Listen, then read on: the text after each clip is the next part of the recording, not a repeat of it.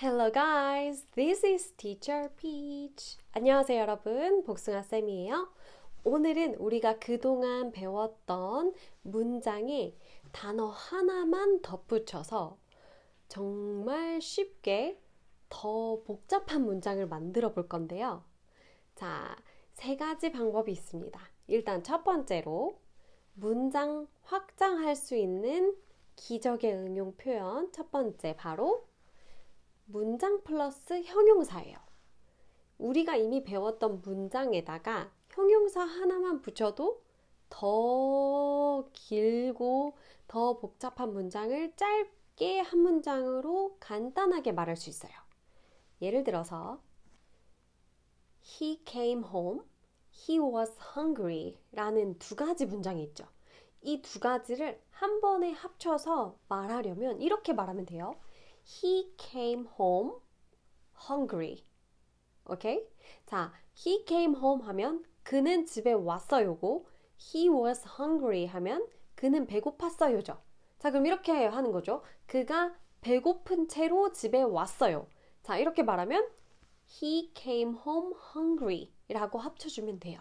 자, 여기서 he came home, he was hungry 어때요? 둘 다 주어가 똑같죠? he로. 그리고 왔던 것도 그고 배고팠던 것도 그기 때문에 이 두 가지를 합쳐서 he came home hungry 라고 표현할 수 있는 거거든요. 자, 그러면 이것도 한번 해볼게요. 그는 피곤한 채로 집에 왔어요. He came home tired. Good. 자, 그러면 그는 취한 채로 집에 왔어요. 해볼까요? He came home drunk. 그쵸? 이렇게 표현하면 됩니다. 너무 쉽죠? 그래서 우리가 굳이 문장을 길게 쭉 나열할 필요 없이 두 개의 문장으로 표현할 필요 없이 하나로 합쳐서 간단하게 할 수 있어요. 자, 그리고 두 번째 방법은 바로 문장 플러스 with 명사로 축약할 수 있습니다. 예문으로 한번 볼게요. He came home. He had a headache. 자, 두 가지 문장 합칠 건데요. 여기서 주어 똑같죠? He came home. 그가 집에 왔어요. He had a headache. 그가 두통을 가지고 집에 왔어요. 자, 이때 a headache는 두통이라는 명사죠. 이렇게 명사를 합칠 때는 with라는 전치사 with 필요해요. 자, 그럼 이렇게 하면 돼요. He came home with a headache. He came home with a headache. 그는 머리가 아픈 채로 두통을 가진 채로 집에 왔어요가 되는 거예요. 이렇게 명사가 뒤에 나오면 with 명사 이렇게 합치면 된다. 기억해 주시고요. 자, 다음으로 세 번째 간단하게 표현할 수 있는 방법이 동사 플러스 ing를 문장 뒤에 붙이는 거예요.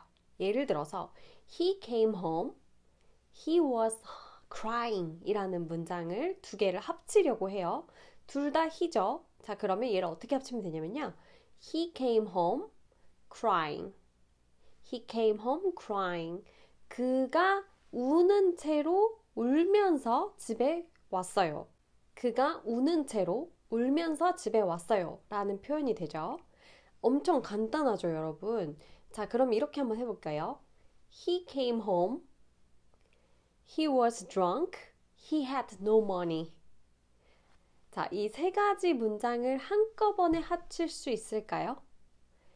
있습니다. 어떻게 합치냐? 이렇게 하면 돼요. He came home drunk with no money. 이해되셨나요?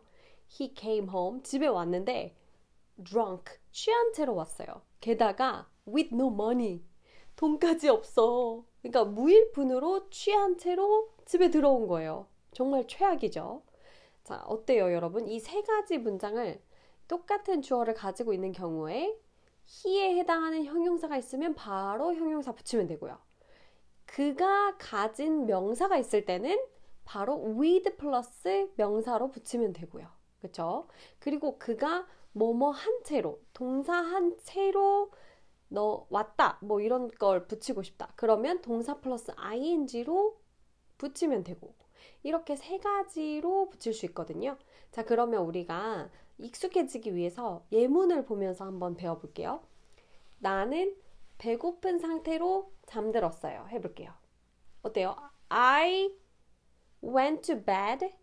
한국말이랑 영어는 구조가 반대예요. 나는 잠이 들었고요. 그러니까 자러 갔고요. 그때 배가 고팠어요 라고 표현해요. 영어적인 표현이에요. I went to bed. 나는 자러 갔어요. 잠들었어요. 근데 어떤 상태로? 배고픈 상태. 자, 그러면 주어 똑같죠? 그러면 I went to bed hungry. That's it. 끝이에요. 자, 그럼 이렇게 해볼게요. 나는 두통을 앓으면서 잠들었어요. 두통, 명사죠. I went to bed with a headache. 좋아요. 이런 두통처럼 증상을 말할 때는 항상 앞에 어를 붙여요. A headache, a fever, a cold, a cough 이런 식으로 내가 증상을 말할 때는 앞에 어를 붙인다라고 생각하시면 돼요. 그래서 with a headache. 자, 그럼 이렇게 해볼게요. 나는 콘택트 렌즈를 낀 채로 잠들었어요.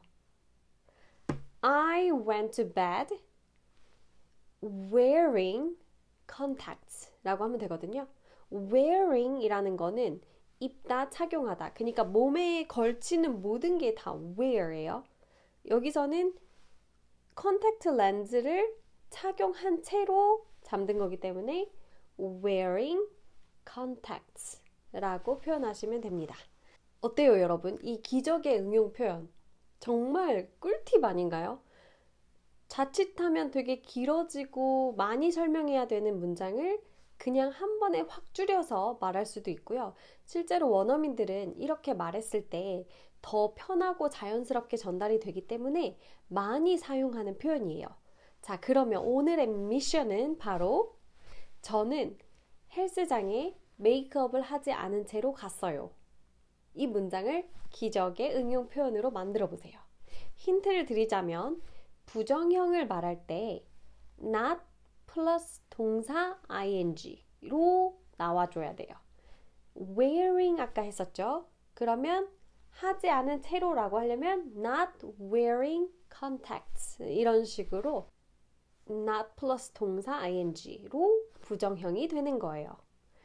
자, 여러분 오늘의 미션 잘 풀어서 조교 선생님께 보내주시고요. 오늘 수업은 여기까지. Then see you for the next lecture. Goodbye.